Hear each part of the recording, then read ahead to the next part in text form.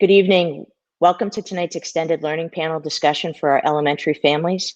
My name is Melanie Gates, and I am the Director of Curriculum and Instruction for the Middleborough Public Schools. Today, you're joining us for a discussion panel based upon our extended learning plan, and the theme for today is, why is this so hard? Before we enter into tonight's program, I would just like to take a moment to thank our students, families, faculty, and staff. None of us had ever imagined that education, no less society, would be thrust into this situation. As I was preparing for this evening's discussion, I came across a quote that really spoke to me in regards to our current predicament. Mrs. Coretta Scott King is quoted as saying, "The greatness of a community is most accurately measured by the compassionate actions of its members." Throughout our school and greater community, we have witnessed so much care and concern for all members in our community. This demonstrates to me what our true core values are, and I feel just so proud to be part of this community that puts its people first. Thank you all for persevering through these challenging times, and there's nothing that this community can't do together. So with that, I would like to introduce more about our theme, which was sparked from some data gathered from a recent survey, the extended learning survey that was given to our families. That information, coupled with data gathered through our faculty, staff, and administrators, informed us that we really have a need to reach out to our community, to share in our experiences, and to also support one another during these challenging times. We realize that the perspective of each family is unique. The perspective of each member of our faculty is unique, and we need to be able to respect that of each other. And we just thought, as a team of administrators here who will be introducing themselves momentarily, that we felt that it was important to reach out to our community to continue to support one another. So with that, I would like to welcome our panel and ask that each of our principals introduce themselves and share a little bit of their experience during this period of school closure. And I'd like to ask if Mrs. Heidi Latenda could introduce herself first. Good evening, everyone. Thank you for joining us. I am the principal of the MEC Memorial Early Childhood Center. And yes, I too am a parent, and I am living this with you at home. I have twin boys who are in high school, and we understand the challenges of getting our students engaged, or our children, I should say, our children engaged in learning at home. And it's not always easy, and it's hard to motivate them. But tonight we have some suggestions and ideas that we think might be helpful to you. And we hope that if you have any questions or concerns, that you can reach out to any one of us via email or through live comments tonight. We're here to support you, and please know that we are living this with you, and we are persevering as well. So thank you. Good evening. I'm Derek Thompson, I'm the principal of HBB, and I just want to thank everybody for joining us and for all of your efforts at home. I know what you're doing at home is not easy. I am also a parent of 3 kids. I had to warn my whole family to leave me alone while I'm holed up in my bedroom to do this tonight. So I fully appreciate and understand the challenges that everyone is facing. This is definitely not an easy time, and I appreciate the efforts of you as a parent and a family member to support your kids' learning at home.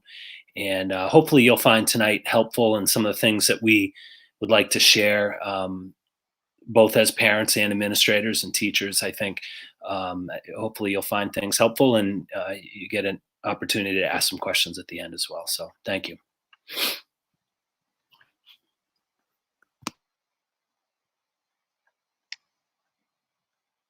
Ms. Grimes? Well, good evening. Very excited to be here tonight. I have a senior at Middleborough High School, so I'm dealing with the challenges of having a senior and kind of missing out on a lot of opportunities towards our senior year. So we've been getting through that struggle. So I know how it feels to be that mom and be home and wondering how things are going to go in the next few months. And we appreciate the time that you're taking tonight to learn about how and why this is so important for our kids to have this experience and to be home with them and trying to make it a little bit easier. It is trying times, not only with schoolwork, but in life in general. So we are greatly appreciative that you're joining us here tonight. Thank you, everyone, for your introductions and sharing a little bit of your own perspective during this time of school closure. It is certainly challenging for us all. We're going to transition into our formal question period, and we're going to start with Ms. Grimes. So, Ms. Grimes, in the survey data, we saw a lot of feedback being given to us about the struggles of maintaining that really work, life, and school balance now in the home. So, if you could share with us, what are some ways that families might be able to engage their child and maintain that balance that we all feel is just so important during this time? Thank you, Dr. Gates. Yeah, balance is crucial. Balance in everyday life, even when we're not in the middle of a pandemic, is tough. Work, school, activities, and now this added pressure of what we're doing at home. It's tough. It's a very difficult task. I did a lot of research and reading, and of course, all the articles are amazing to read, and all have different ideas and suggestions. So I wanted to kind of come up with something that was, short, easy to kind of refer to. So the first piece is focus on what you can do with your child. I know for some families, we also talk about establishing a routine. That is the second one. And I see these two going hand in hand with creating a schedule that works for you and for your family. During this time, I've had the opportunity to have a lot of conversations with some MKG families, and that 9 to 12 in the morning doesn't work. So I spoke to a family a few weeks ago, and their school time, their working time for their school is 6 p.m. to 8 p.m. that they're getting online and doing some of the tasks that are put out from the teachers. And if that's what works for your family, that's okay to do that. I know a lot of the Zooms are scheduled during the day, so that can be a little bit difficult, and we're trying to look at some alternatives to doing some recordings of some activities so we can have those available for other times of the day. Creating movement breaks for our children. Just as adults, it's very hard to sit for an extended period of time. So it's okay to work a bit and have a little free time. And when you do that free time, always having a preferred activity for your child is helpful. If they're working, and we just added in our documents, we've added suggested times, 20 minutes for an activity, 10 minutes for an activity. And we can break up the day this way. And you can certainly sit with your child and have a conversation about what are some things you like to do. So if we can work for 20 minutes, getting an assignment or a project done, and then being able to go outside for, a 20-minute break, or doing something they enjoy in the house for 20 minutes, just to break up and have those movement breaks. Or I know the specialists put in a lot of time with their activities. So if we do an activity that's academic based, then we can do a fun activity that one of our specialists have put out. The focusing on what you can do as a parent is more of a coach. You're looking at yourself as a coach, being able to assist and support your child during their assignments. The daily routine is important for building consistency for your child. Kids really like that, knowing kind of what the day is going to look like. Even adults, we like that. One of the things I've actually done for myself is I've created a workspace for myself, and it's separate from the rest of my home, which it makes me know this is my, and kids like that piece of, this is my place where I'm going to work now. It's not the place where I'm going to play, and it helps me even as an adult just to know that when I'm in kind of this zone, that's my expectation. My expectation is to create this workspace and to work in it. We use at school, during our schedules, our daily schedules, we use what's called an if-then chart. So if you do this, then you have this. And that is that part of creating that schedule, that if you do this assignment for 20 minutes, and a lot of times students like the timer, you can set a timer on your phone, you can set a timer on your stove. So if you work for this amount, it doesn't mean they have to finish the assignment. It's okay to walk away from an assignment that students are struggling with. if the allotted time for an assignment is 15 minutes and your child is struggling and you see that they're struggling, it's okay to walk away. It's okay to say, you can certainly email the teacher, let the teacher know that your child is struggling with a particular piece of the assignment. That is okay. We totally understand that. We don't, a lot of this is new learning for our kids. A lot of this is a new platform for our kids and for families. So it is absolutely okay not to understand something and not to get into that struggle with your child.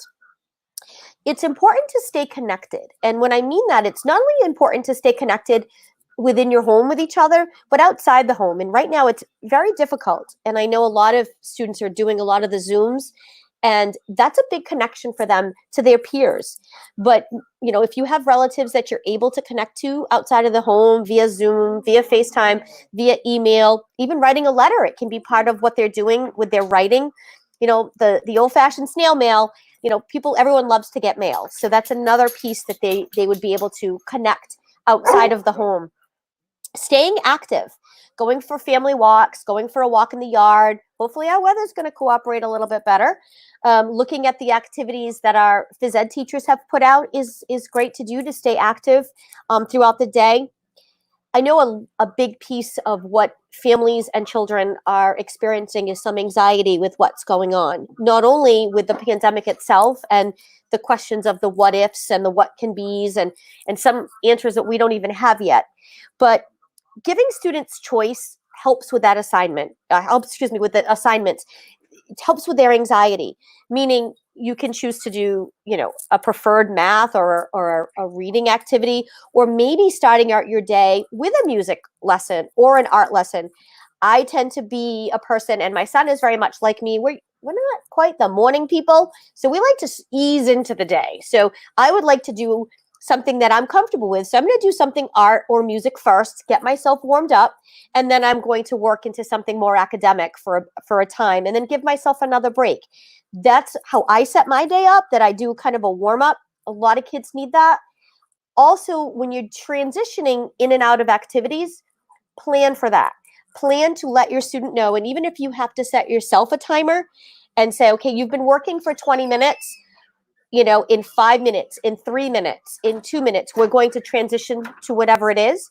Sometimes it's harder to transition from a preferred to a non-preferred activity. So letting your child know that the transition is coming. You've been doing a great job with your coloring activity for the last 10 minutes. In 5 minutes, we're going to switch to this math. We're going to do some ST math for 20 minutes. And helping them transition through that. Some kids take a little bit longer to transition. Some kids may need to get up and move around during that transition. That's perfectly okay. Kids are going to struggle. Adults struggle. It's okay. We're going to get frustrated with each other. We're going to get frustrated. Kids are going to get frustrated with their siblings in the home. It's okay. It's okay to walk away. It's okay to take a break.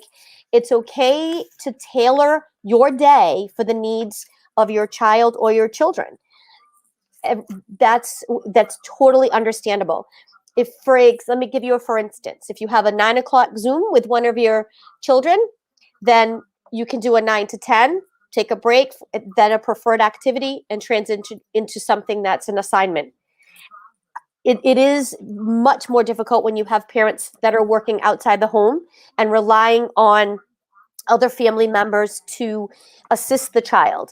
And that's why sometimes a traditional school day, the morning time doesn't work. Sometimes that 6 to 8 p.m. works better. We understand. Maybe I know another family that I spoke to, they've kind of moved their school to Saturday and Sunday because that's when mom and dad are home. Otherwise, the aunt is watching the child during the week and the access is difficult. So that may not necessarily look like a Monday through Friday. It may have to happen sometimes on a Saturday or a Sunday. But just being flexible with your schedule, being flexible in your home, work a little and playing a little bit is very helpful for our students. Thank you, Ms. Grimes. I really appreciate your thoughts and sharing those helpful strategies with our families. Thank you. Next, we have Mrs. Latenda. And Mrs. Latenda is going to help give some more suggestions really about, how much is too much with the time that we're spending on assignments. and just how long should be appropriate for my child.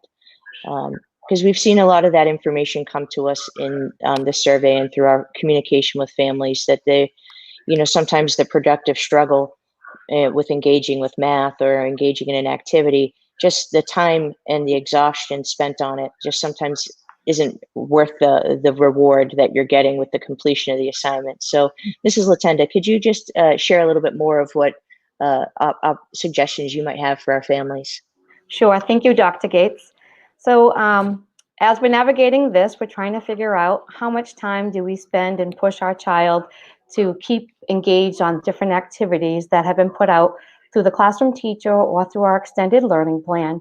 And so there's a lot of research out there that supports that we should think about your child's age.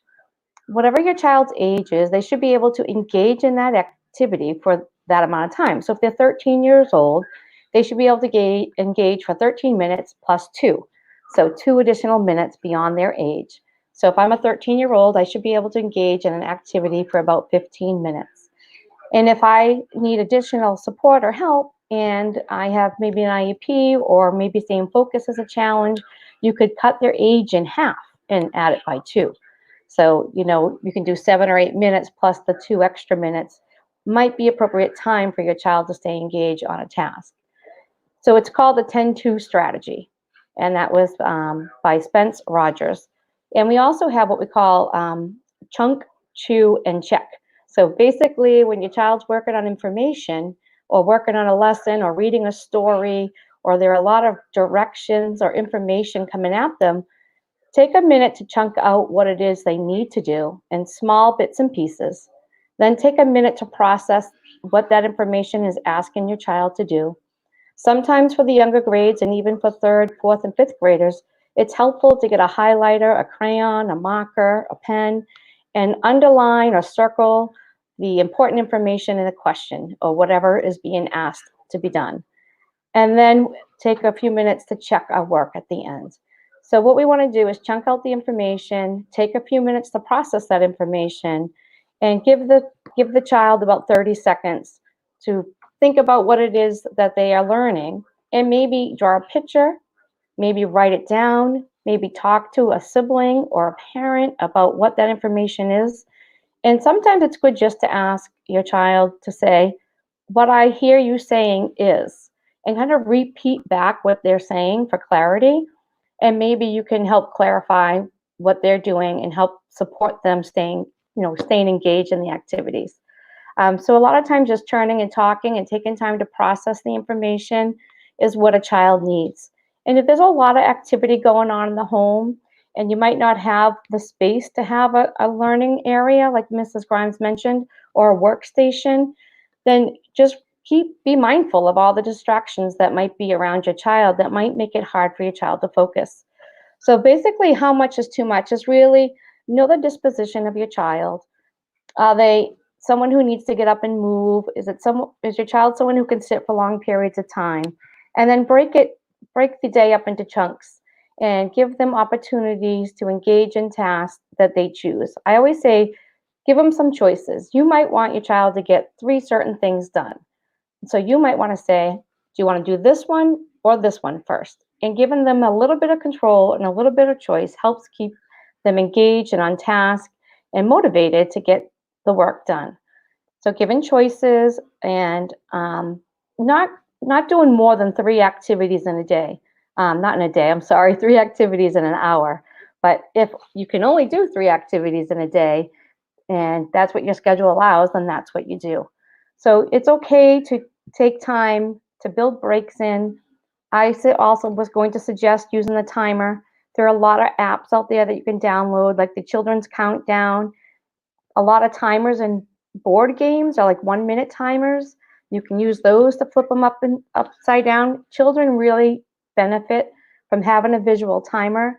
Our younger students really don't have an understanding of what elapsed time is, and they have to learn what it means to take 10 minutes. What does 10 minutes mean? What is 20 minutes? So your kindergarten student might engage in 5 to 10 minutes of learning and then take a break. Our preschoolers might only engage for 3 to 5 minutes, and that's okay. And then our first grade is 15 to 20 minutes. And when you look at second grade, 20 to 25 minutes. And then we look at third, fourth, and fifth, it could be anywhere from 20 to 45 minutes. And it really is recommended based on what we expect our children to do based on their homework. But be reasonable with what's going on in your family, what's going on in your household. Are they staying up later? I know a lot of the teenagers are staying up later. Are they not sleeping as well? How much can they handle? And I think just knowing your child's anxiety level, their disposition, what they're ready for, what they can handle for the day is how you gauge how much is too much. And really just think about the age +2. I think that would be really helpful. And when you give your child a break, tell them, say, okay, you have 2 more minutes of work time, and then have a countdown. And then when you take a break and it's a 5-minute break, use the timer again to say, okay, I set the timer on the stove. You have 5 minutes to go take a walk, do push-ups, wall push-ups, do jumping jacks, anything to get them moving if they need to move. You could put vocabulary words or sight words or around the house on sticky notes and have them run around the house and find them. They're learning, but they're having fun and they're moving. So get creative, have fun, find different ways to keep them engaged. If you're outside and you're doing math with chalk on the driveway, that's great. Whatever you need to do to keep your child engaged, but give yourself permission to not spend too much time where you get aggravated and your child gets aggravated. If you feel like you're at a point where you need to stop because you're all getting frustrated, it's okay to stop and exhale. And then when we're frustrated and aggravated, we don't get a lot done or a lot accomplished anyway. So we don't comprehend as much. So just remember that, when you have a bottle of soda and you're pouring it into a glass and you're giving your child all this information and all these choices and all these verbal directions, their cup is getting pretty full. And at some point, people need to stop, take a sip, and make more room. So we're asking you to take a deep breath, exhale, give yourself permission to stop an activity if it's not going well. Give your child choices and take that sip of soda so you can all take a break and then regroup when it's appropriate or when everyone's ready to learn. And the most important thing is think about your social emotional health and well-being. That comes first. If a child is struggling or you're struggling, most times they're not ready and able to learn, and give yourself and them permission to take that break. And if you have any other questions regarding how much is too much or how long you need to spend, please feel free to ask. Thank you very much. Thank you, Mrs. Latenda. I think your advice on the strategy of 10-2 is certainly appropriate. It doesn't just work for kids, it works for us too. That is correct. And just the advice of giving ourselves the opportunity to take that break and to say that, this is enough for us right now. This is enough for my child, or this is enough for me as an adult, because we do understand that in many of our households, both parents are still working full-time from home.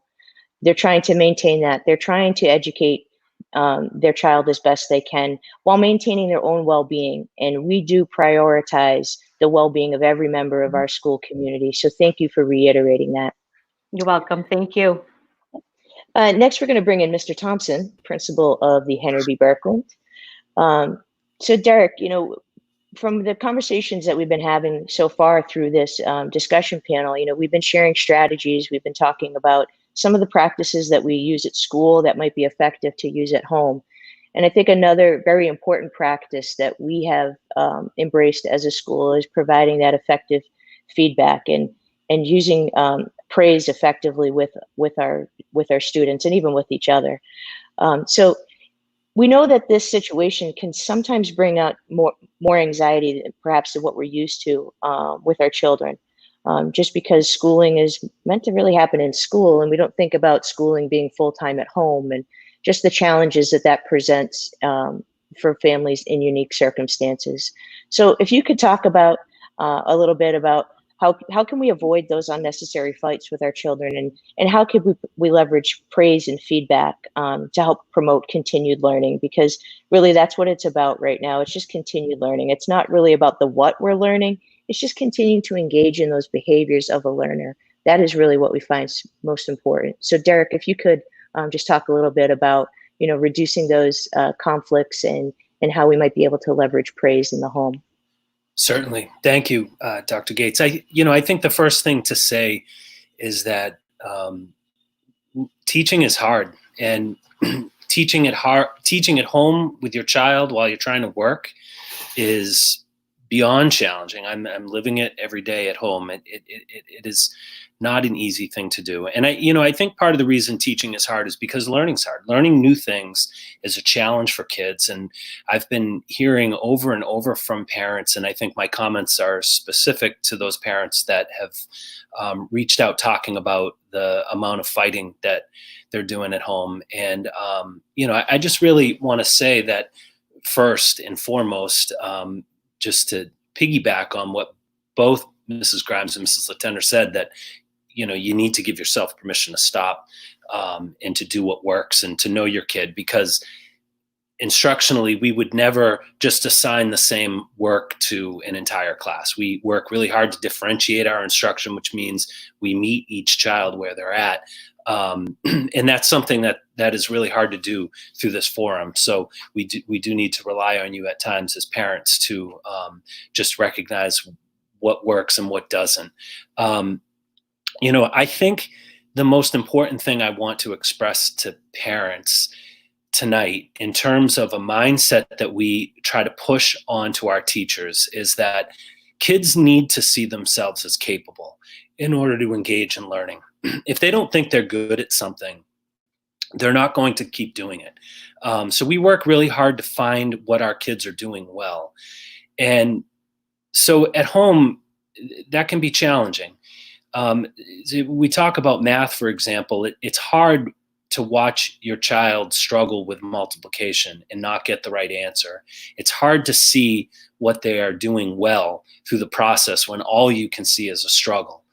But if we don't find what they're doing well when they're sitting, which could just be how hard they're trying, they're going to disengage. Kids are not going to see themselves as capable. They're going to think they're a failure. And nobody wants to do something that they don't think that they're good at. So I think that's really important. So I kind of have a list in my mind when we're working with kids of things we want to do and we don't want to do. When we're working with our kids, we need to do our best to be patient with them. Kids are not often their best selves when they are struggling. Work is hard. They often don't want to do schoolwork. They're going to try to find ways out of it. So we just need to be patient. We need to keep them on task. We don't want to fight with our kids over schoolwork. To me, the way I like to think about it is I will fight with my son to get him started because he needs that. Otherwise, he won't do anything.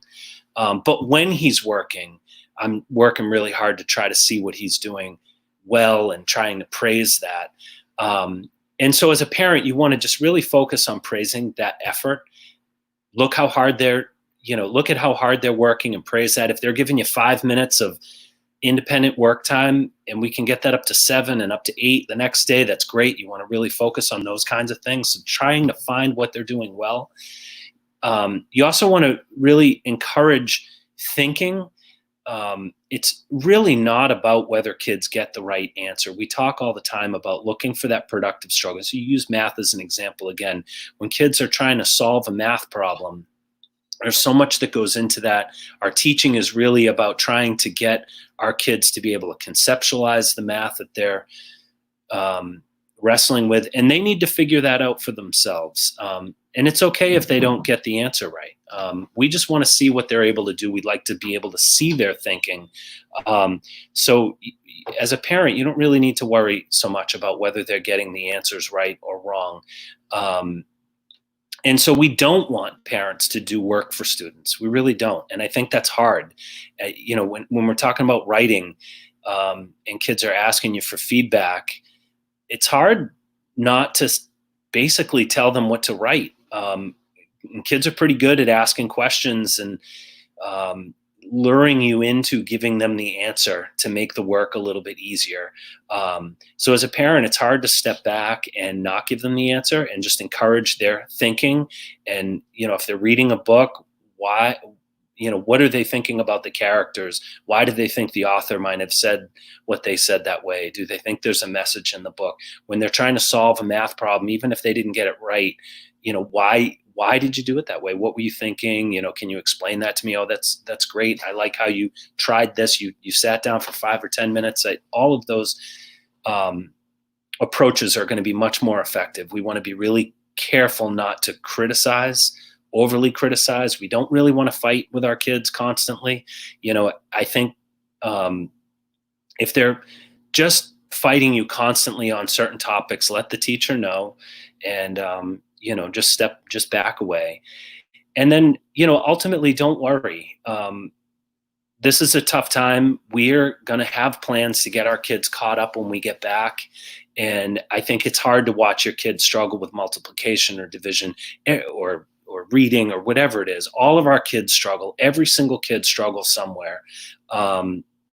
So try not to worry too much about it. If you have a concern, definitely reach out. You can reach out to us as administrators or a teacher or your child's teacher, but don't stress. And we're not judging the work that's coming back. I mean, we're taking a look at what the kids are doing, but I think sometimes parents worry, that maybe their kids didn't finish everything or they didn't get to all of it. And maybe they're worried about what we might think about what's going on in the home. And that's not the case at all. So we just appreciate the efforts that everybody is making. And we know this is really, really challenging. So you just do your best. And like what both Mrs. Grimes and Mrs. Latender said, give yourself permission to stop sometimes. I think that needs to happen. And the last thing I just wanted to say, because I know one question popped up about specialists and whether the assignments on the extended learning plans are optional or not. The special subject assignments are optional. They're not being graded as credit, no credit. So that's not something that you need to worry about as a parent. I think Mrs. Grimes had mentioned in our chat off the side that is something she often likes to use in terms of giving kids choice, in terms of what they, another option for the work that they're engaged in. So if there are any other questions, I certainly would be happy to jump in and answer those. Thank you, Mr. Thompson. If we could have all 4 panelists up on the screen, that would be great. We do have a wizard behind the curtain here that you all can't see, and that is Mr. Sean Siciliano, who is facilitating tonight's production. So thank you for that, Mr. Siciliano. And thank you to our panelists so far. We have had a few questions that have come up, and one of them has been about credit and no credit, and one was specific to specialists. So thank you, Mr. Thompson, for addressing that. We do consider that to be optional.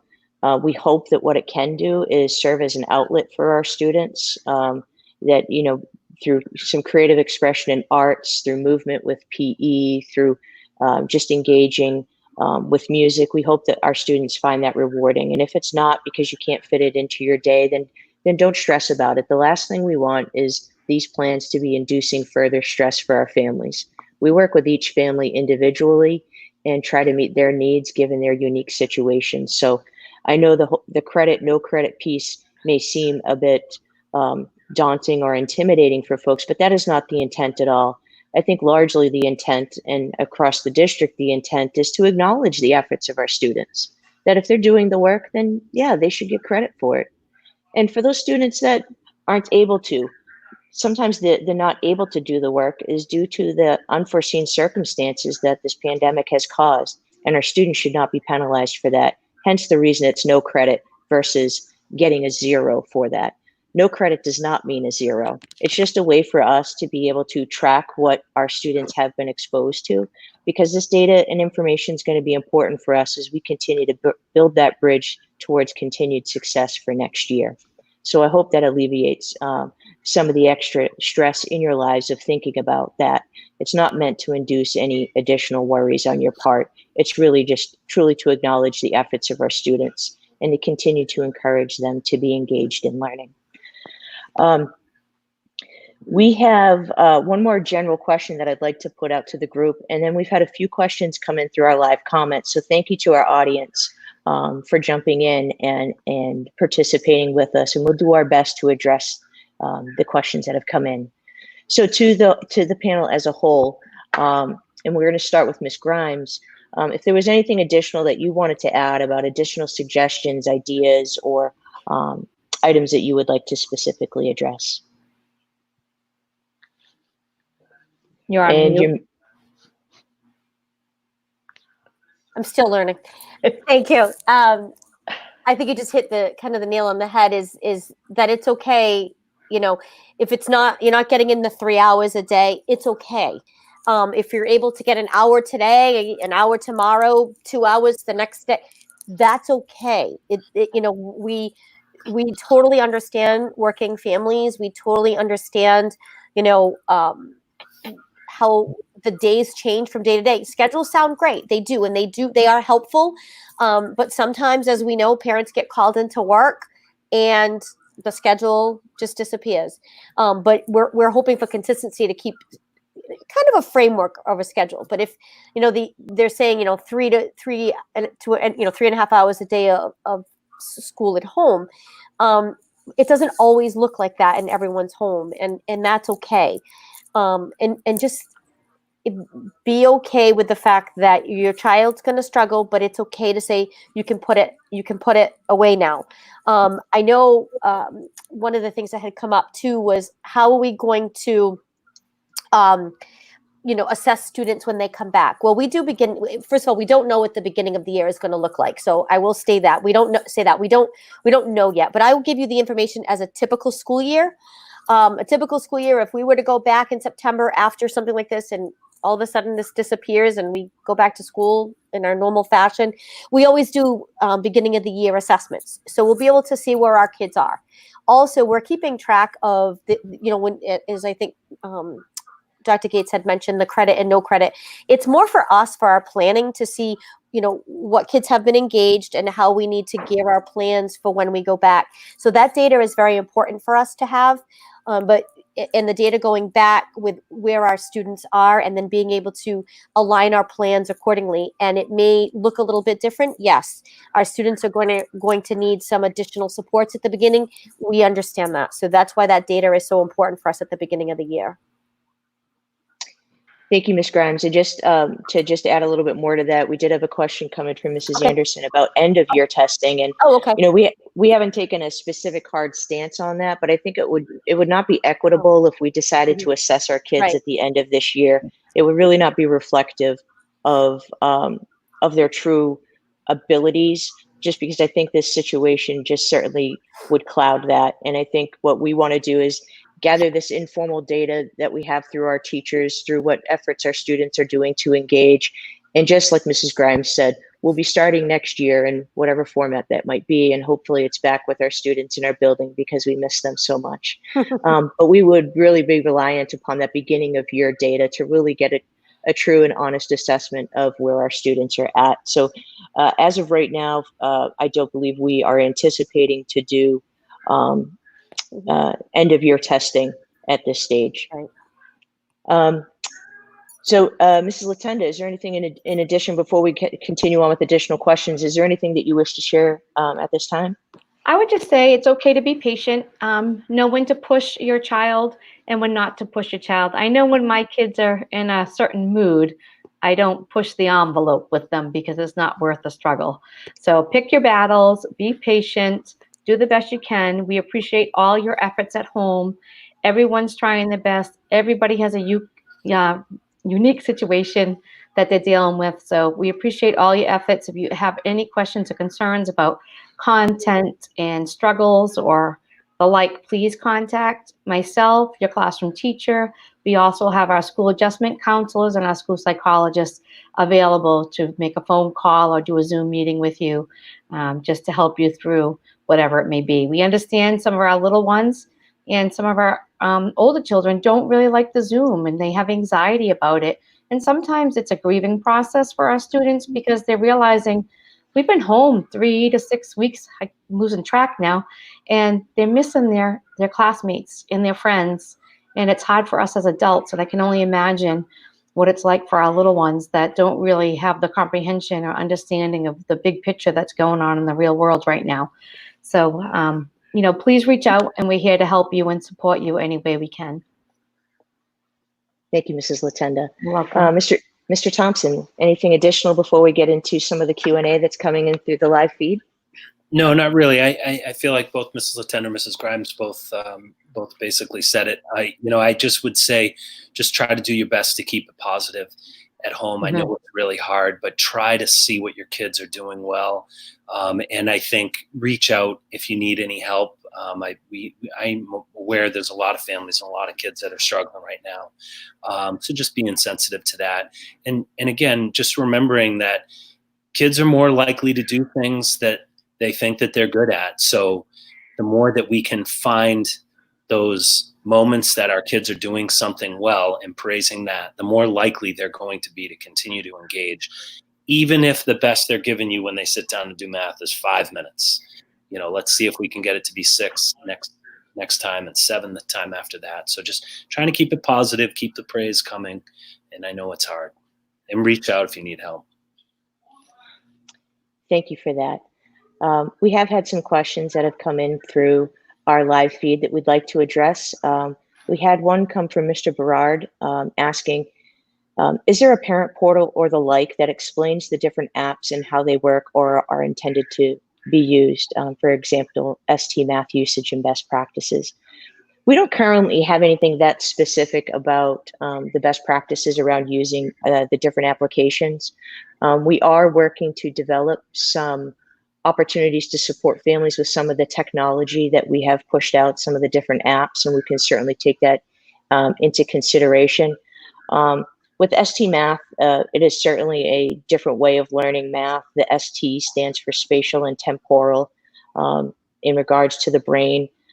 It's a program created by the Mind Institute, and I believe they're out of California, and it's really to help peel back the numbers from math and help build students' conceptual understandings of it through the different puzzles that kids are to interact with. And I believe on the weekly plans that our grade levels are pushing out, they have a recommendation for a certain number of minutes to engage with ST Math. ST Math is meant for really that productive struggle of getting kids to really think about the different aspects of math, particularly as we're looking at what does it really mean for multiplication and division, and what does a decimal really represent or a fraction represent? I think it helps kids understand it from a conceptual level versus just how I was taught math as a kid, which was just memorizing how things worked and not really understanding the why behind it. So ST Math really helps us with that. And I think if our students can just engage with it on a basis that's convenient for you, then I think that would be beneficial for our kids. And I do happen to know that they love Gigi, which is the little penguin that is in ST Math. So kids tend to want to hang out and play games with Gigi. So thank you for that question, Mr. Burrard, and for the community as a whole. Just stay tuned. We are continuing to evolve with the resources that we are providing for families, and we do intend on providing some more around technology. We had another question come in from Ms. Edwards about the Boom platform, but I do see that our community out there has responded to that. But Mrs. Latenda, could you just speak to what is the Boom platform, and is this on the MEC homepage? So the Boom platform is not on the MEC homepage.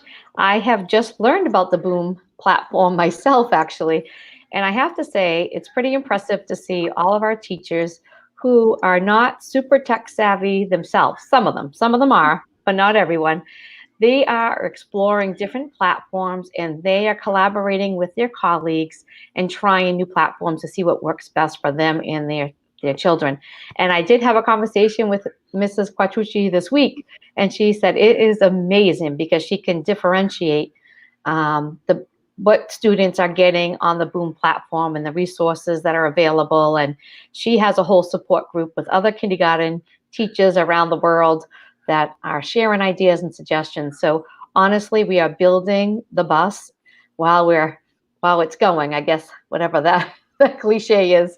So everyone's doing the best they can, and they're learning new platforms, and they are sharing with one another. So I'm glad that you find it very helpful and your child is very motivated by it. That's what Mrs. Q was sharing with me. So I'm sure she'll be sharing that with her colleagues. They've been great about sharing what they're doing with each other, and everyone's helping each other out. So thank you very much for that. Thanks, Mrs. Latenda.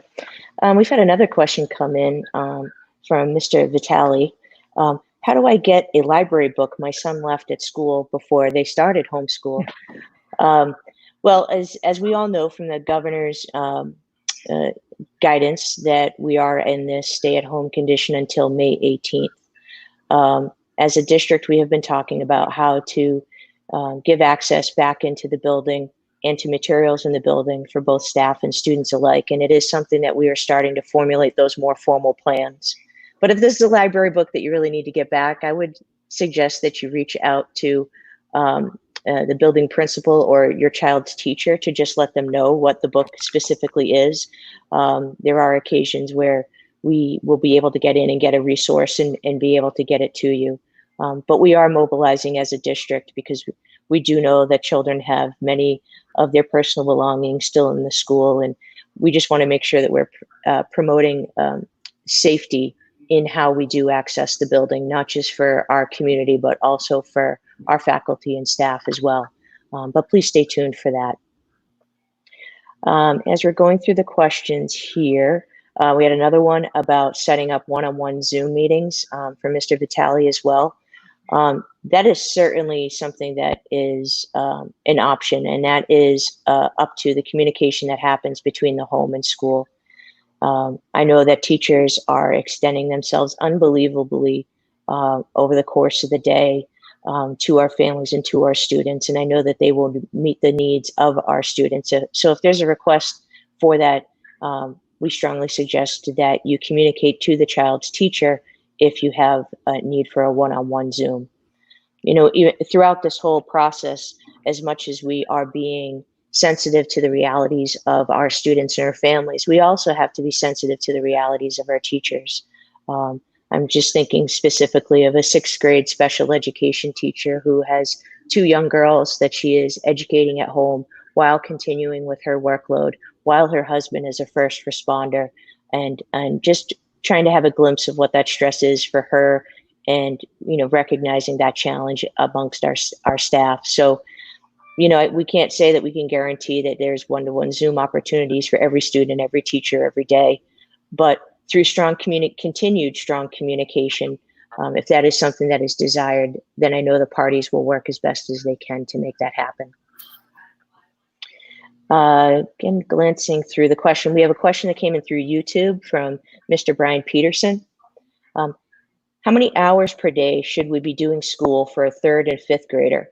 I'm trying to keep a schedule like they would have had at school, but I'm also working. Since it's 3rd or 5th grade, coin flip, Derek, Lisa, which one would like to take that? Jumping in on this, and I see there's a couple other related questions here from parents talking about, what if my kids miss an assignment as well? Right. We have to go back and make that up. We're providing work that should take no more than 3.5 to 4 hours a day.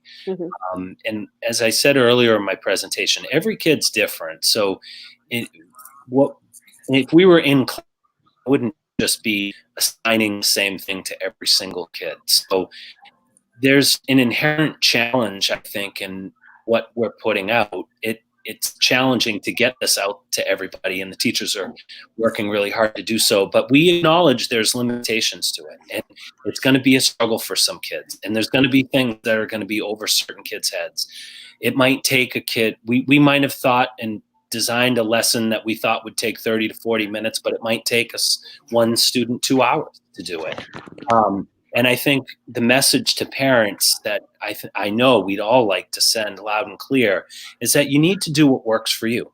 You need to do what works at home. We're not looking to drive families crazy. We're not trying to, I think my biggest fear is that our kids are going to feel bad about themselves because this is such a struggle at home. And I said before, kids aren't going to do things they don't think that they're good at. And kids are very sensitive to the messages they get from teachers and parents. So I think we need to be really cognizant of that. So again, the learning plan should be about 3.5 to 4 hours. That's what we're putting out there, fully recognizing it might take kids longer, and some kids might finish it up faster. And I think you need to give yourself permission as parents to do the best that you can. And to speak to that point about if they miss an assignment, do you have to go back and catch up? No, I think this does present a really good opportunity for us to teach certain learner behaviors that we're always trying to push with kids, is to develop a certain level of independence, an ability to keep yourself organized and to try to initiate tasks without needing to have your hand held all the time through work. So, sometimes by necessity, in reading that question, both parents are working at home. The kids are logging on by themselves. They're engaging in the work. We can see that. The kids are trying really hard. And if they're submitting the work, the teachers can see it, and you're concerned, just definitely reach out to the teachers and you can ask some questions. But we're not going to be punitive in how we hold kids accountable. And the no credit is almost we're trying to send a message to kids. We got a lot of feedback from parents. I know it came through in the survey, and I know I've received a lot of feedback in my building that if the kids think it's optional, they don't want to do it. So we've tried to just take a firmer stance on that, but yet we fully understand that at times it needs to be optional. It does, and parents just need to be able to say, we can't do this right now, and we have too much going on, or he just can't get through this math, or whatever it is. And if you're not comfortable with it, just reach out, communicate to us, let us know what's going on. So I hope I answered that question. Thank you, Mr. Thompson. I think just the general sense that we're saying is, there's no set amount of time that you have to spend. We're just asking that everyone try to continue to do their best. We want to respect the situations that you're all in. And I think to have just such a hard fast that everybody must do 3.5 to 4 hours may be an unreasonable ask for families. You all know what's best for your family, and we trust in your decision making in that. And if we can be a partner in helping you with it, then please reach out to our wonderful faculty and staff. They know you best. You all have relationships. And I think through strong communication, we can continue to support one another through these times. We had another comment come in through YouTube, Jen MC. This is in regards to ST Math. You had said that let the kids do their work, but on things like ST Math, if they get it wrong, they lose lives. It upsets my grandson and makes him not want to do it over again. Again, the last thing we want to do is cause people to be upset and cause kids to not want to engage in their learning. So if that is something that is a source of stress or anxiety in the home, then my position would be to not bring that stress and anxiety in if you can avoid it. I agree. Or, can I just say one thing about that too? Is ST Math will go all the way through each grade standards. And there's a lot of standards in math we have not yet taught. So kids are going as they progress through. Some kids are just hitting points where it's a real struggle. And in those instances with parents, I've told them every time, just don't worry about ST Math right now. If your grandchild has reached his max and it's just causing him anxiety and struggles, I wouldn't keep putting them on it. And we didn't talk too much about the standards that are new at each grade, but I think as parents and as kids are trying these new standards, they're going to struggle. We haven't taught a lot of these standards yet. We're just introducing and exposing the kids to these standards. Hopefully some of it will sink in, but we're fully prepared next year to go back at those standards and get kids caught up. And we're not assuming current fourth grader is going to walk into fifth grade knowing everything they need to know. We're prepared to go back and address things that they missed and fill those gaps. Thank you, Mr. Thompson. Next, we have a question from Facebook from Ms. Peterson. Will there be extended learning opportunities available during the summer? We are still awaiting additional guidance from the Commissioner of Education on such things as summer learning, whether it is summer school at the secondary level, extended school year as well. We're still waiting guidance from him, but the district is working to formulate plans. I know that Mrs. Lyons, our Director of Pupil Personnel Services, fully intends on having an extended school year program for the students eligible for that. What the format of that is yet to be determined, just due to whatever guidance the commissioner as well as the governor are going to come out with. But learning can always happen. Learning happens just by picking up a book and reading it. And I think that's part of what we are trying to continue to encourage with our students is the demonstration of those learner behaviors and being curious about things and wanting to pursue them for your own learning enjoyment, I think is that lifelong learning piece that we are trying to instill with kids. So we do have summer reading that has religiously happened across the district for many years, even going back to my days as a Middleborough High School student. That just even keeping engaged in that, I think would be a tremendous opportunity for all kids. But in terms of the formality of what the summer learning opportunities would look like, we don't succinctly have those developed yet because we were waiting for additional guidance from the state. I love Mrs. Pasquarello's comments on Facebook, just saying, you know, it's hard when both parents work full-time outside the home. The kids are accessing the schoolwork on their own. If they miss an assignment, do we go back and try to catch up? My kids have been helping with dinner, and I call it a math lesson. I can't wait to come to your house and do math in your home because there's so much involved in cooking, math and science. And that's just it. You know, the learning doesn't have to be just solely what we're putting on the piece of paper to or putting out online for the engagement activities. If that's a method that allows you as a family to gather and share in the preparing of a meal and talking about math while you're doing so, talking about ratios and such, then that's great. You know, learning and having fun and being together, I think, is what's most important at this time. But would one of our principals like to address the question on the missing an assignment piece and do we have to go back and try to catch up? Ms. Grimes? Sure. Yes, I don't feel that that's necessary. If there is an assignment that's missed, it's okay. We can move on. It may be, something that the child wants to attempt it and go back, that's fine. But it's totally up. That's a parent choice and a parent decision and a student choice and a student decision on what works best. If it's something that, if it's new material, the child, you and the child may want to sit and do it. If it may mean going, further ahead, it could be based on a previous lesson. So if it's something that's missed, taking a look at it, but it's not. I mean, I don't want parents to feel like, oh, we have to do this before we do that. That's not necessarily the case. Sometimes, again, schedules don't permit that, and we need to move on to something else, and that's okay. My only concern is just, if the child, isn't understanding something, maybe going back to something previous might be helpful for them, but it might not. So I think that it comes down to what works best for your family, and if you mean it by credit and not credit. Again, I think Mr. Thompson explained it very well that it's not really for the student. The student won't be penalized for the credit and no credit. It's just for our data to move forward with curriculum later on. Thank you, Ms. Grimes.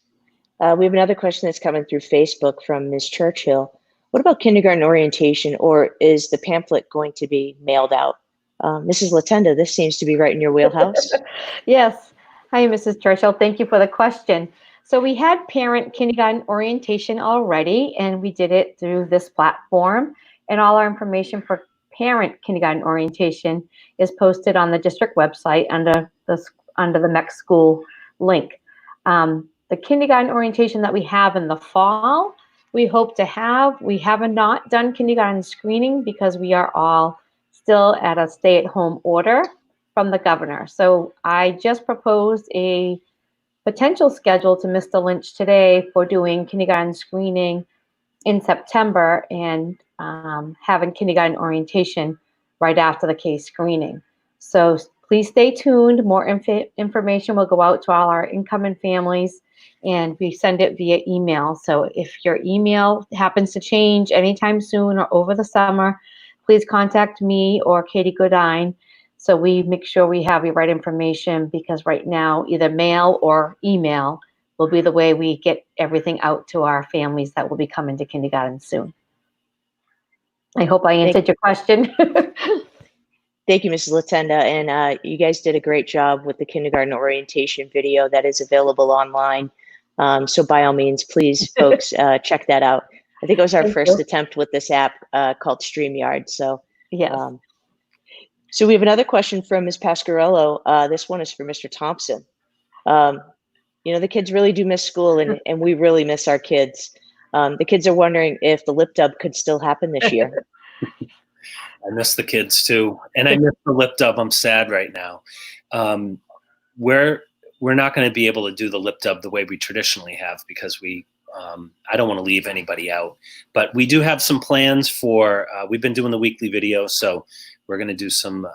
We're going to do something a little bit different as we move along.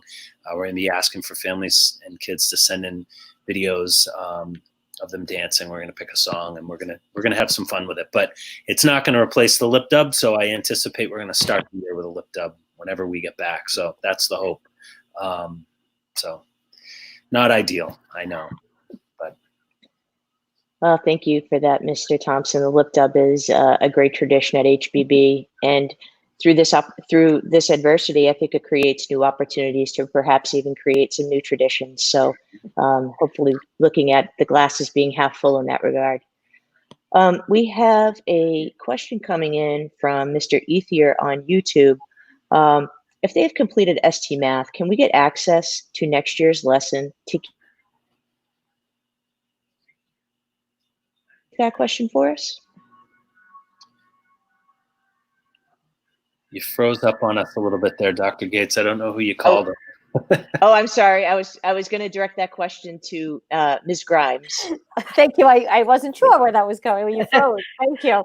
So what we've done with ST Math, we have opened for any fifth grader. Mr. Thompson, I'm not sure if you guys are doing the same at HBB, but I'll speak for MKG. We've opened our sixth grade for students in fifth grade that have finished. We have not opened any other grades at this point where it's sticking with the enrichment pieces for those students. There's challenges at the end for students to move into once they have completed their grade level. So we haven't opened, so let's say second to third, third to fourth, we have not opened those, but we did open fifth to sixth. We don't have a plan to open those as of yet. We just haven't, there's differencing of opinion of whether or not we should do that. I have a meeting with ST Math on Monday, so I'll be having that conversation further with them. Yeah, Thank you, Ms. Grimes. That request hasn't, we haven't gotten there yet with fifth grade, opening it up with sixth grade. I think the fifth grade team right now has been good with what they're doing, but it's something that we may do before the year is over, but really only fifth to sixth grade as well at HBB. Thank you. As we continue to scroll through the comments, we are so appreciative of the support that the families are sharing towards us. We appreciate it. Makes us feel just so connected as a community to know that you have our backs just as we have yours and your students. So thank you for that. I see another question has come in from Ms. Hebert. Obviously, with school not in session, will we as parents still be able to have some sort of conference to see where the children stand before the end of the year? Obviously, given the particular circumstances, we're not able to do our traditional conferences as we would like. But I think anytime parents want information from a teacher regarding their child's progress, a simple email to the teacher inquiring it should be able to provide you with that response. But I would like to open it to our principals to see, Mrs. Latenda, if you could kick it off for us, please. Sure.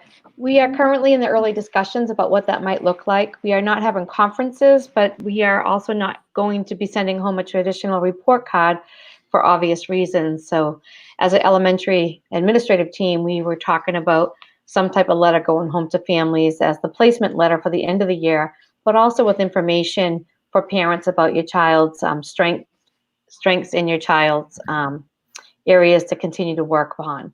So we will be ironing that out in the next couple of weeks because we're already in mid-May. And stay tuned, and we'll get more information to you once we have that figured out. Yes, thank you, Mrs. Latenda. That's exactly true. And we don't know what that beginning of the year is going to look like. And that's why, collecting our data now for our students and knowing where they are at the beginning of the year and sharing that data between our teachers is crucial for a smoother transition for our students in these kind of uneasy times that we're in right now. So thank you. Mr. Thompson, did you have anything you'd like to share with that? No, I just, I sometimes I totally understand people want answers to certain things, and this has just been such a challenging time. And I think the old saying about building the plane while we're flying it is somewhat true. It's not, but it doesn't even do it justice. I feel like we're designing the plane, or we're trying to figure out whether we even need a plane, or if we're Right. going to need a train. Yeah. We don't even know if it's a vehicle we need. Exactly. So we're just, still working really hard to try to iron out some of these things and try to be responsive to the guidance we get from the state, and what's the future going to hold? When are we coming back?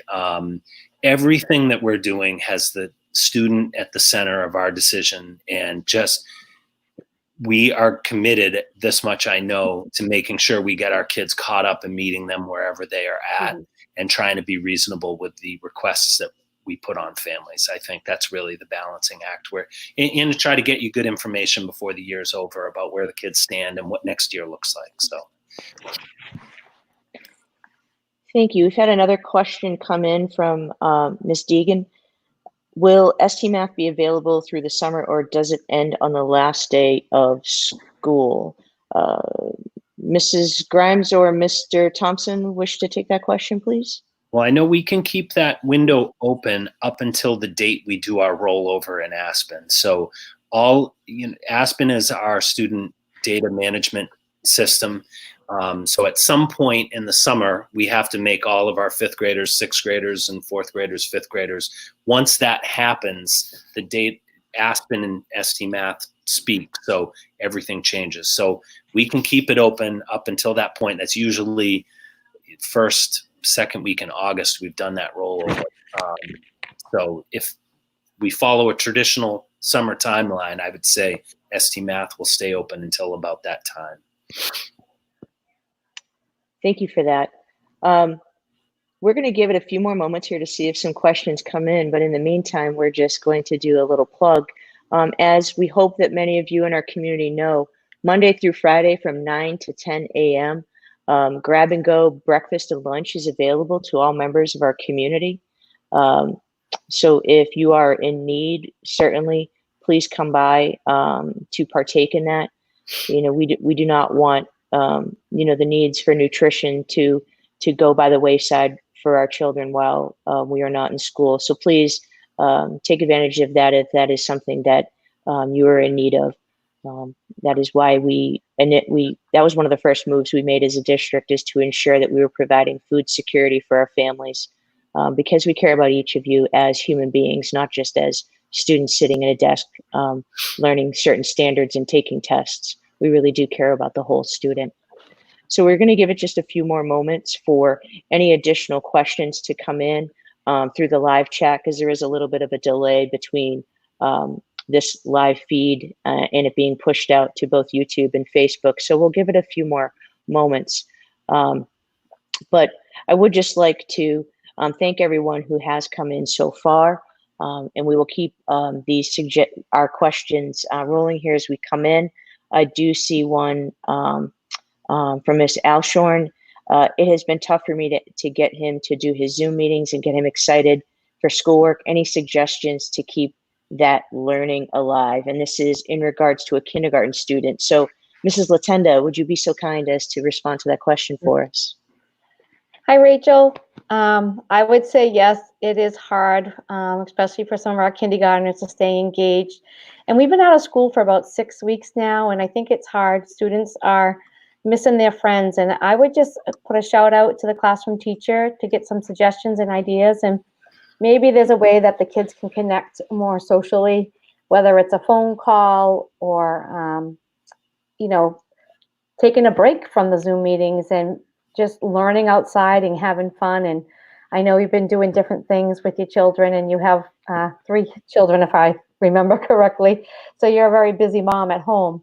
So just take what you can and do what you can, and find things on the extended learning list that might interest him in trying. So give him some options, give him some choices. And if those things aren't working, please give me a call and I'll be happy to help. Thank you for that, Mrs. Latenda. I appreciate it. Ms. Hebert asked a question again about the personal belongings left in classrooms. When and how will be getting it returned? As stated earlier, we are not able to create a formalized plan at this time due to the fact that the governor still has the stay-in-place order through May 18th. So we're waiting for further direction from the governor on that, as well as additional guidance from the Commissioner of Education. However, please know that we do have every intent to ensure that our students do get back their personal belongings, as well as that of our faculty and staff. So we will at some point have a formal plan that is released to the community, sharing with you how students will be able to get back their belongings. It's just we do not want to make a premature decision. We want to wait for the guidance to come out. And then with any guidance that comes out from the state, we always take time in Middleborough to digest it and apply it to our local context, because we need to make decisions that are in the best interest of Middleborough. And having that guidance help us with that is important, but it's important that we make decisions that are best for us. So please stay tuned for that coming. We have another question that's coming through Facebook from Ms. Waterman. Will you be doing another Q&A in the future? We do like to be responsive to our community, so we can certainly entertain that. As an administrative team, particularly here at the elementary level, we have been talking about additional engagement opportunities. So I think that that is certainly feasible for us to do. And if we, or when we do decide to do that, we will certainly promote it, such as we have done with this particular event. So thank you to our principals and Sean Siciliano for promoting this event. I think we've had some robust participation, which is great. I guess we can solicit from you all, if you have topics that you would like us to address, or you have particular questions, you can see on the ticker that is scrolling beneath our wonderful images, is that you can email us at questions@middleborough.k12.ma.us. Also, of course, feel free to email your principals directly or myself. We want to make sure that we are being responsive to your needs, and that is just certainly one way that we can do that. I see a question has come in from Ms. Hughes. Ms. Gates, will there be one of these type meetings for the middle school level kids? I have to connect with Mr. Thomas on that. You know, just with the readiness of the elementary team, we were better positioned to put this opportunity together for you all. Sometimes as you go up the ladder in the grades of schooling, things become a little bit more complex, and we're sorting through some more of those details. But please stay tuned for that potential opportunity coming forward, Ms. Hughes. Thank you for that question. I see another question has come in through Facebook from Ms. Barbosa. Should the kids focus more on completing the extended learning assignments, or the ones their specific teachers have now added in? The extended learning covers the 3.5 hours, but I'm wondering if we should be spending more time now on the specific, the assignments from their specific teacher. So would one of our principals like to kick us off with that question? I can certainly jump in. Thank you. And I'm not sure if we're talking about the new lessons in regards to the new standards. I would say, if that's what we are talking about, I would definitely encourage parents to try to focus there if you can. Again, with the disclaimer that those standards haven't necessarily been taught. So I know teachers are pushing things out that might include a lesson or might include a video for kids to watch. But that's not typically how we would teach new standards. So I put it out there with the disclaimer that kids are probably going to struggle with some of that work, and that's okay. But it hasn't changed in terms of how long we think or we're planning for. It's about 3.5 to 4 hours a day, no more than that. Certainly families are welcome to spend more time. I'm aware of a lot of kids that are spending much more time willingly and enjoyably on work. Both of my girls in my home would happily work longer. My son, it's like pulling teeth to get him to do anything. So I think it's just about knowing your kid. But I think if that's what we're talking about, the new standards, then I would definitely encourage people to try to focus there first. I think too, if I'm wondering too, if you're meaning, I know with some of us, the templates have work in them, and then some of our teachers have Google Classrooms where things are posted there as well. A lot of the teachers are posting in their Google Classrooms the new material. So I think if that's something, and again, it comes down to that choice. If you're doing the new material, you're doing the Zoom pieces, you know, it gives children choice a little bit. If they want to do some of the new learning, that's great. And if they want to go back to the template and look at some of the things that are reviewed for them or project based that are in the template, then that's okay too. We try to put some choice in there as well for our families, right within the template. So it's what the student and the family feels comfortable with. Excellent. Thank you. Mrs. Latenda? I'm going to say that I know a lot of the teachers focus their lessons more towards the classroom and what the expectations are, and they know the students much better. The extended learning page might be a little more broad in its scope. So I think, Amy, you're asking what should we focus on first. I think really focus on what the teacher is asking you and your child to do, and then expand on the extended learning page. But if you're really unsure, that's a great question, even just to ask the classroom teacher, because they could answer that best based on content. Thank you, Mrs. Latenda. We have a question that's come in from Mrs. Farley. Will this live feed be shared at different times for those who couldn't watch tonight? Thank you for that question, because we know that some families aren't able to join us at this time. But thanks to Mr. Siciliano and his leadership, we have created a Middle Road Public Schools YouTube channel. So what you're viewing now live will be recorded and be available through that YouTube channel. So that will be available for our community at their leisure, and for you to also go back and review as needed. We have another question that's coming from Miss Adler. Forgive me if this was already asked. Has there been any talk about the summer slide and potentially any support access to resources we might be able to count on from MPS? At minimum, can we still have access to the learning plans to review past assignments and revisit links and suggestions? Again, the formal plan for the summer has yet to be determined because we are awaiting that additional guidance. However, the information that is currently available on our webpage and that will be added to over time will continue to be available. I don't foresee us taking that down anytime before the start of school, because I think there's a lot of great resources that are in there. And if there was something that you didn't get to during, I guess, what we're calling like the school year right now, that, you know, if you wanted to embed it as some summer activities with your family, that is certainly something that you can do. So you can be sure to rely upon that content continuing to be available to you. Now, in terms of some of the digital platforms that our students do have access to, we do have to do rollovers from one school year to the next. And as was previously mentioned about ST Math, that rollover typically can occur anywhere between the first and second week of August. And when that happens, it means that our students are taken out of the platform in the class that they're currently in, and they're going to be populated into the class that they will be placed in for the following school year.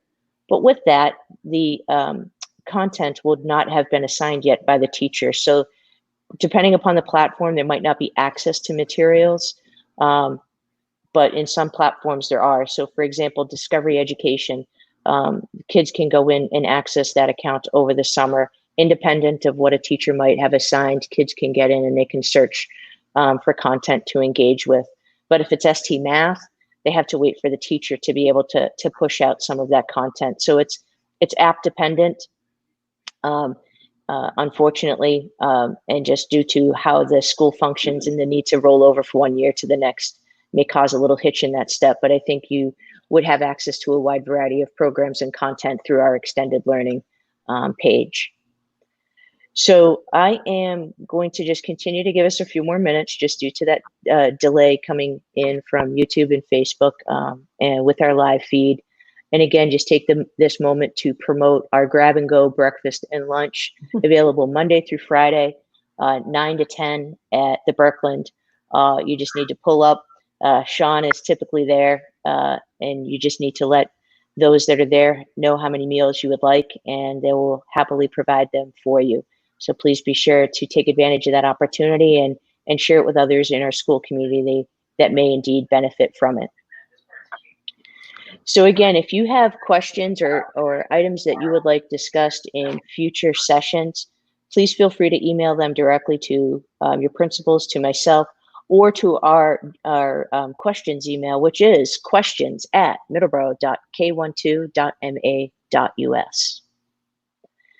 So I'd like to give our principals an opportunity, as I do not see any additional questions coming in. I'd love to give our principals just an opportunity to have some closing thoughts from represented from you personally and from your school. And it all starts at MEC, so we're going to kick it off there with Mrs. Latenda. Hello again. Thank you very much, Dr. Gates. Thank you, families. We really do appreciate you joining us and asking all these wonderful questions. I'm sure you might have many more questions as the time goes on in the next month that we're continuing this virtual learning. Please don't hesitate to reach out, ask for support, ask for services. If you're unsure of anything, we're here for you, and that's our job. So please just reach out, and thank you for doing all that you're doing at home and finding that happy balance. And it's okay to exhale and take a break if you need to, and you just need to do what's best for you and your family. So thank you again, and have a great night. Thanks, Mrs. Latenda. And we'll move on to the Mary Kay Good School and Ms. Grimes. Thank you. It's wonderful to have this time. I wish we could see you all. Please send me pictures of your kids working. I miss them. I miss them a lot. So, I some of you that I get to see on Facebook, on the Mary Kay Good page, it's wonderful. Please send us emails. Love to share them with the teachers. I'd like to put them in the newsletter. So please reach out with your photos, and very excited about that. And thank you for your patience with us, especially at the beginning of this. It was, we walked out the doors on March 12th, and here we are. I don't know what expected this to be like this. And, from the bottom of my heart anyway, I appreciate and thank you for your patience with us. It's been a tough road at times. There's been frustrations and struggles on our end too. And we feel you. We're parents. We get it. Having a senior that calls me and tells me every day how many days he has left. I think he has it down to the hours now. It's tough. And I've had my moments, as you all have had your moments as well. And, I think still with the uncertainty of what this does or does not look like in September, but together we'll get there. Whatever it may be, whatever it looks like, we're here for you, and we're here for your children. Reach out, call, when we're back at school, we'll let you know. We'll certainly send something out if we're able to get back in our buildings, and you can certainly give us a call or send us an email. And we look forward to time that we can be with our kids again. I was at Mary Kay Good the other day picking something up, and it's just so quiet. And I know we don't usually say that word. We don't like to say that word, but it really is just too quiet. And I miss everybody so much. Thank you. Thank you, Ms. Grimes. Mr. Thompson. Just to second everything that was said. I just thank everybody for participating tonight and for all the work that you're doing at home. And I agree on just being patient and working together with teachers, with us as a school. It's really do feel like the community shows its true colors at a time like this. And it's been really impressive to see how everybody's come together. I too miss the kids terribly. This is typically my favorite time of the year. I'm running around filming the lip dub and fifth grade events and getting ready for our incoming first graders. And there's just so much I'm sad about, but I'm looking forward and anxious to get back, and just know that we are talking about trying to find ways to make sure that kids can have some sense of closure with their teachers. If there's any opportunity or wiggle room to have some events for the kids, we're still going to try to do those kinds of things. It's just hard to know right now. So much is unknown, but I miss the kids. Please tell them I said hi, and hopefully we can find some ways to get the kids together and have some closure soon. And yeah, thank you. Thank you, principals, for giving up this time on your evenings. I know our work days just seem to never end, as I know that is the same in our families' homes as well. So thank you, principals, for joining us here today. And just a huge thank you to our families. None of us had ever predicted such a situation. And I think the resilience that we have shown as a community is just, for me, I find it very empowering. It makes me truly believe that we will, in fact, finish this year strong, and we will enter next year and start strong. So please be assured of that. So thank you all. Please stay tuned for further opportunities for us to continue to engage. We want to be here as part of the community, supporting one another.